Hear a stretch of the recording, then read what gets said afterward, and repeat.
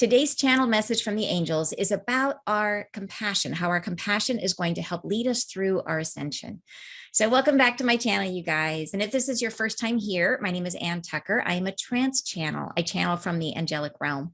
And today's message is about just that. If we've all been told or we've all heard through our lives, we're supposed to love thy neighbor, right? Well, here the angels are going to get a whole lot more specific about that and tell us why it's so important as we're moving through this ascension, the impact that that's going to have on our experience and our ability to move into this new way of being. So if you like this message and you want to hear more like them, don't forget to like and subscribe to the video. And I hope you enjoy the message. So here's what they say. They say, we say, welcome to you now. You are hearkening a time of now fruition, of leaving what you were, unready, and departing the troubles of yesteryear. Now you have awakened in plenty, in aspiration of what does now codify the celebration of all you can achieve. We welcome you in. So beautiful. And you're saying, yes, the flares have been a thing. Yeah, energetic whiplash. What a great way of describing it. It has been. You're totally right.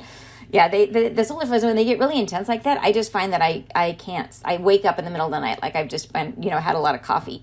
And so, yeah, I've been feeling it too. So anyways, in this paragraph, interesting that they say that you have awakened in plenty, that you guys know that that there has been there's been a need for enough light on the planet. Like lots of us have come to the earth simply to hold the light. So I think it's consequential here saying that you have it awakened in plenty. And I think here they're referring to our individual process, that they are speaking to you personally and saying you have, for where you want to go, you have awakened in plenty. But I also can't help but wonder with that, like, where are we in terms of like, do we have enough light? Like, is there enough of us here, of enough people awakened? Where are we on that measure of this process moving into our ascension? So that did raise a question for me, which maybe I should ask in a future channeling. But I believe they're speaking to us individually, because this message is for each of us individually. They go on to say, and they're talking about what does codify the celebration of all you can achieve. So, have we made it? Have we made it individually? It sounds like yes. They're saying we are bringing to your comfort the fellowship of many, the beginning for humankind of persons able and ready to begin fathoming in each other the desire to be like them, to be of purposeful and unnecessary grievance no longer, but to herald in a prosperity of humankind in flesh.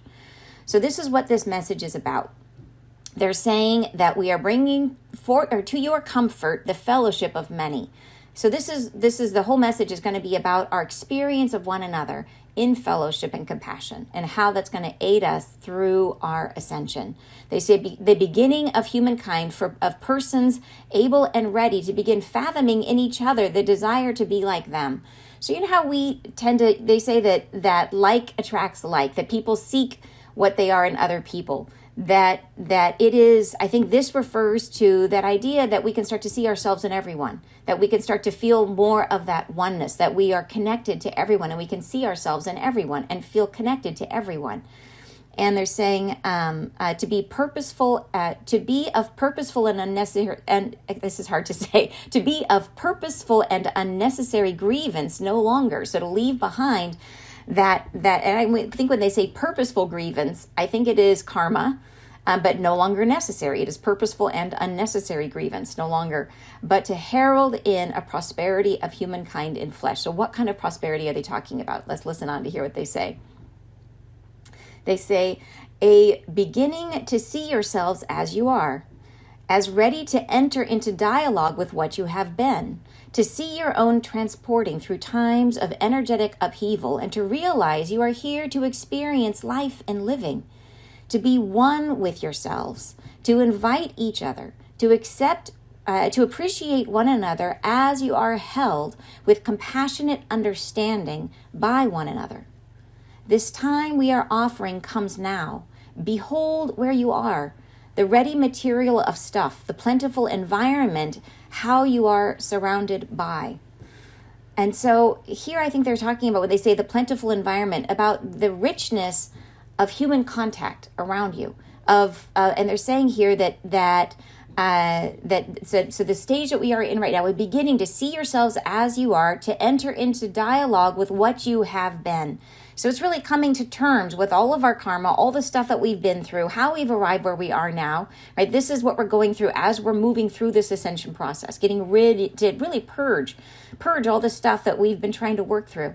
They say to see your own transporting through times of energetic upheaval, to see us moving through the craziness of this awakening process, and to realize that you are here to experience life and living, that this is yet another experience, that to live through this is of value, right? That this is, we're here to experience it. They say to be one with yourselves, to invite each other, to appreciate one another as you are held with compassionate understanding by one another. And this was really what they're talking about here, is this idea that as we're moving through this, facing our own internal stuff, how do we hold space for each other and embrace each other and see ourselves in one another and come to that with this sense of compassion, and expect to be held in compassion, right? And they're saying that this opportunity is all around us, that there's a richness of resources of other people that are here to experience our junk and to help us through our junk. And we are here to hold space for them as they are working through their junk. So they go on to say, and you're saying kindred souls, right? Kindred souls such as this group. Yes, absolutely. And I think they're saying in terms of the compassion, I think it's really anybody who's willing to share themselves. I think it's people who are moving into being a kindred soul, right? It's expanding our view and our lens to see ourselves everywhere. And I think that's a really interesting thought as we're moving into the awakening and this ascension, is to start to see ourselves in everyone and to see how we can make space for them in our compassion. So they go on to say, turmoil now justifies this present occupation with self and closes the mind to apparition of ourselves. It is a time of passage, you know this well. You understand you'll be delivered through it, should you only wish it for yourself.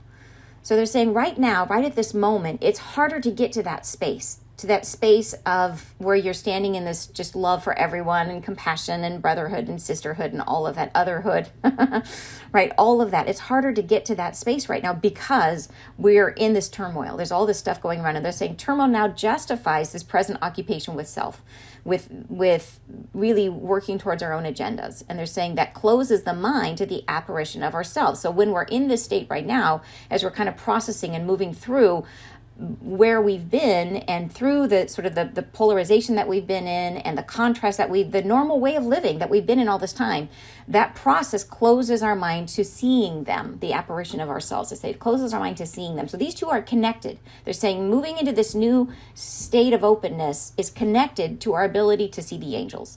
They're saying it is a time of passage. You know this well. You understand you'll be delivered through it should you only wish it for yourself. So they're reiterating, like, how do you know if you're going to come through the ascension? Do you want to? Like, do you really want to? And that's what it takes. Do you really want to? So, and Edie is saying, as stressful as this has been, as stressful as this life can be, it's true. I feel like I've energetically grown tremendously in my pandemic bubble. Oh, I'm so glad. As I reintegrate into society, I get to use all my learnings. Yes, first I was scared, but this feels like when I graduated college, and now it's time for real world experience. Wow, I really love that because I think we all have that experience as we leave the nest and move out into the world for the first time, and how life kind of rises up to meet you, and you see your limitations and your fears and all that kind of stuff. And yeah, we are now moving into a new state of being. So I think that is a great way for all of us to understand it. And you say, do we want to? Yeah, and I think it's really reassuring to know that it is. Do we really want to? And how does that want connect to our willingness to change our way of being? There's the key, right? Are we willing to shift some of our thinking to align with that want?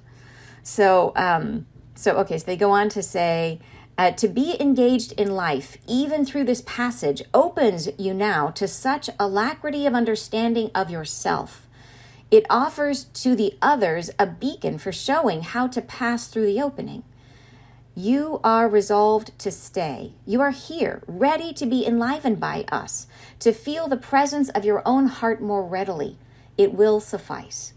So they're saying that yeah, you're being resolved to say, really being resolved, choosing, feeling that like, do I like, okay, is this scary? Do I want to run away? No, being resolved, that is enough. Choosing, and saying to feel the presence of your own heart more ready, that will suffice.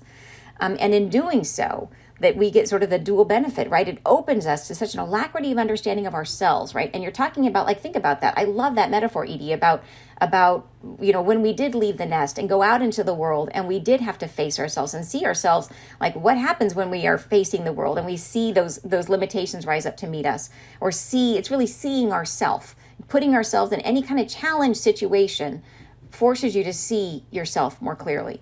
And in doing so, really living through the passage, not running away from the passage, but being present, as they keep asking us to do, to be really present. They're saying that offers to others a beacon for showing how to pass through the opening. So you're doing two things, which is really, really awesome. They go on to say, it will dodge that comprehension you are leaning from, the torture of being lost from one another permanently. You will dodge this impression. Upheaval, now it offers yourself an opportunity to reveal your sacred hearts, to feel this passage, an opportunity to feel yourselves closer now, to open to one another more fully, to disengage from that place of self-occupation and see this world encasement as a life worth living, even in times of disaster, for each other, for another being. To align yourself to a time of prosperity where others feel your grace because it is withheld no longer from them. There's one of those chill moments right there. I feel that's a chill moment for me.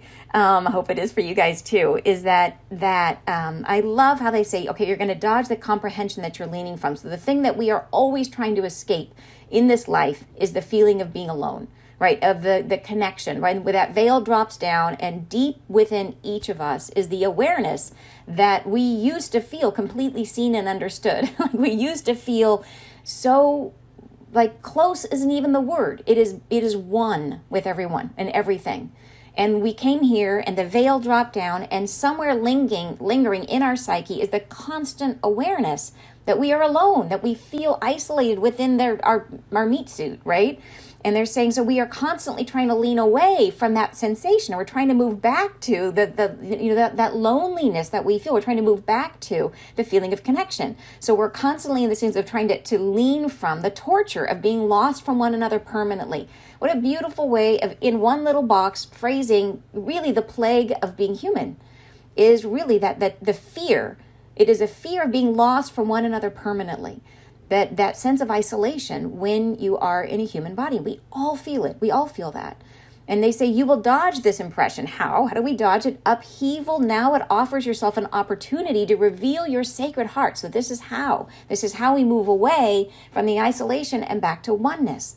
They say to feel this passage an opportunity to feel yourselves closer now, to open to one another more fully, to disengage from that place of self-occupation. So this is, and they say it's natural. Earlier in the other paragraph, they say it's natural. The self-occupation, the turmoil justifies it, right? When you're in a state of contrast and feeling the duality, that self-occupation is how we survive. It's how we move through life. We see things as what they are not. That's how we have learned to exist. And they say this changes. This is shifting. No longer. So we disengage from that place of self-occupation and see this world encasement. So this is the encasement, like world, and we're encased in this reality that we're in as a life worth living, even in times of disaster. Why? For each other, for another being. To align yourself to a time of prosperity, but not how we think of it. A time of prosperity where others feel your grace because it is withheld no longer from them.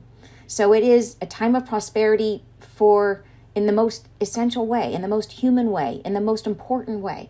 Right? Which is like, wow. Right? And Estella's saying, I believe everyone wants to deep down, even if they don't know it. Yeah, I agree with you. I agree. I think everybody wants to. But I do understand that it's not the choice for everybody, that I do know that some people will choose that, and that's not, there is absolutely no judgment in that the karmic path is an incredibly rich learning environment, and some people are going to progress farther and faster by going on that path, and that is super okay. But for humanity, for the process of humanity, for humankind, this ascension is an amazing and wonderful thing. Yeah, so we are working hard to achieve it. So then they go on to say, your own opportunity herein lies with the self, to rise above the bedevilment, the change, the fears that are passing, and feel yourself opening. Be in the passage. Feel ready. Be open to yourself and loving to your neighbor. Receive them as yourself. Feel this opening more full of understanding. Hearts reveal themselves through cracks in the opening. The surface crumbles, and all that stayed within is now ready to be seen, be felt, comprehended, and understood by another.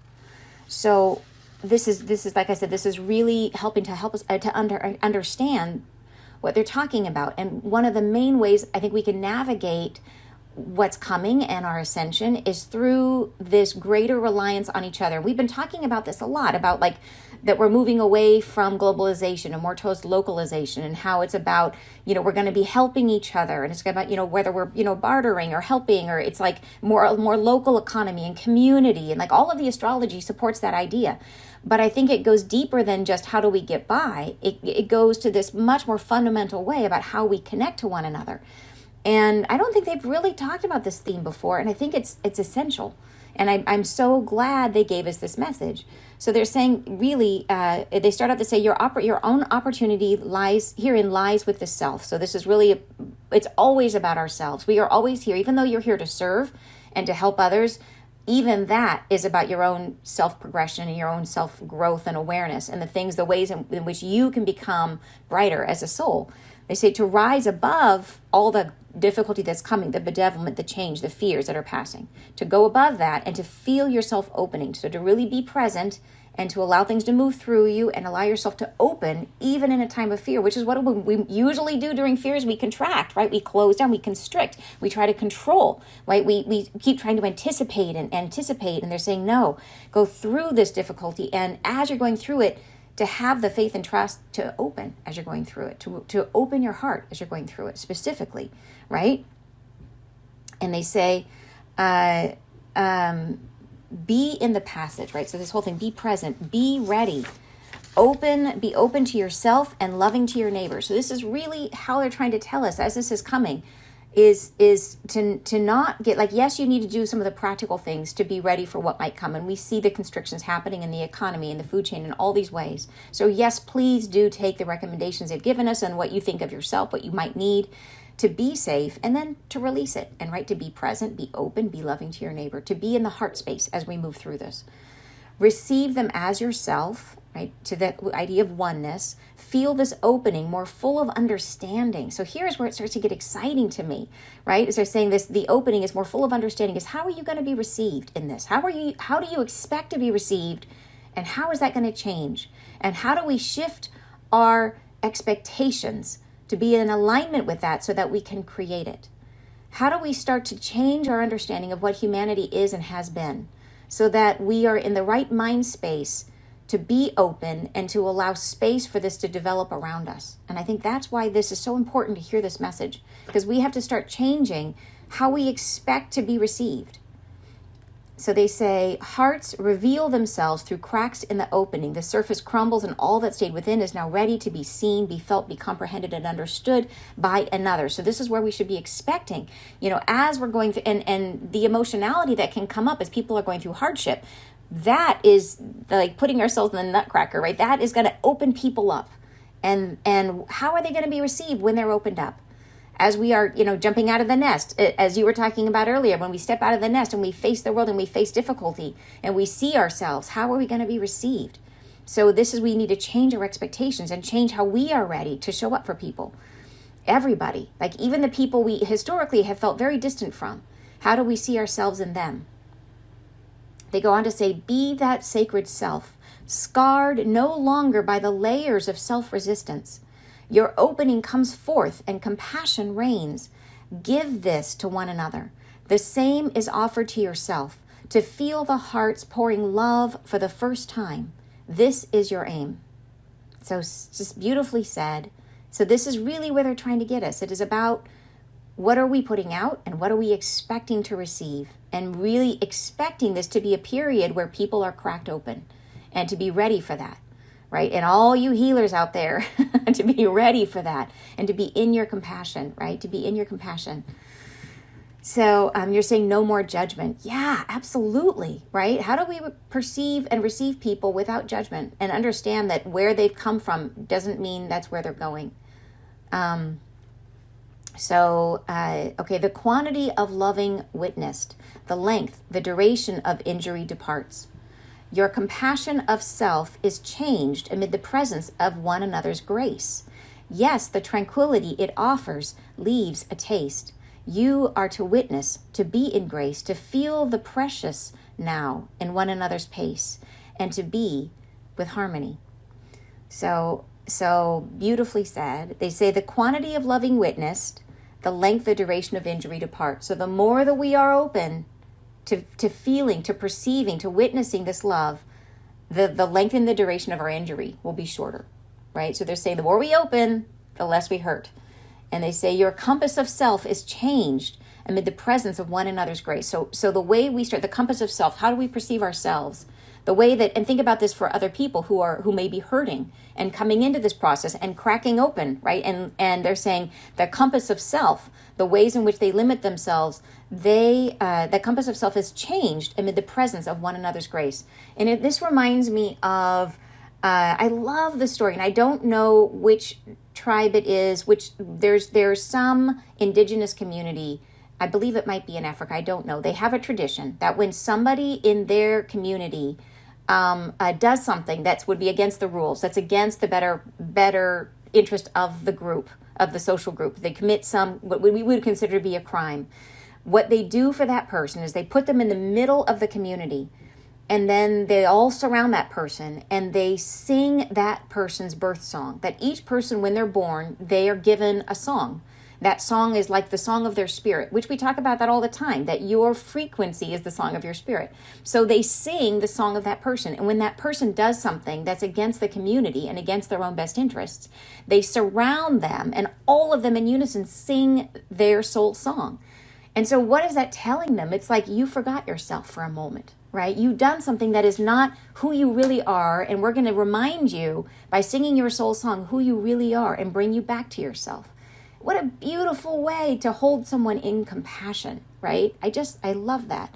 And I feel like that is what they're saying here, that you are changed amid the presence of one another's grace, that this is the space that we can hold for each other as we're moving through these times. So they go on to say, yes, the tranquility it offers leaves a taste. So it's like a little bit of that and you want some more. You are to witness, to be in grace, to feel the precious now in one another's pace, and to be with harmony. So beautifully said. Okay, they go on to say, the passage comes near. Be ready. It comes. Your opening is felt now. You feel the leaking of yourself at times, the opening of restriction. It pour forth from your kind hearts into compassion. Heal now. The blessing, it comes. Be now what you offer. At ready, the weight of one who loves, who softens. So it's really saying, like, the passage comes near, be ready, it comes, like we are in it, like it's already happening. Your opening is felt now. We are feeling this opening as we are moving through it. You feel yourself leaking, you feel a leaking of yourself at times, the opening of restriction. So you're already feeling as your stuff is coming up, right? We are all healing at a really rapid pace right now. So you're already feeling this. They're talking earlier about, the crack and stuff coming up. And they're saying, pour forth into your kind hearts, or pour forth from your kind hearts into compassion. So expect to be received with compassion. And change that mind frame everywhere where you feel like you have shyness or you feel like you have to hide what's coming up for you. How would that change if you expected yourself to be held with compassion?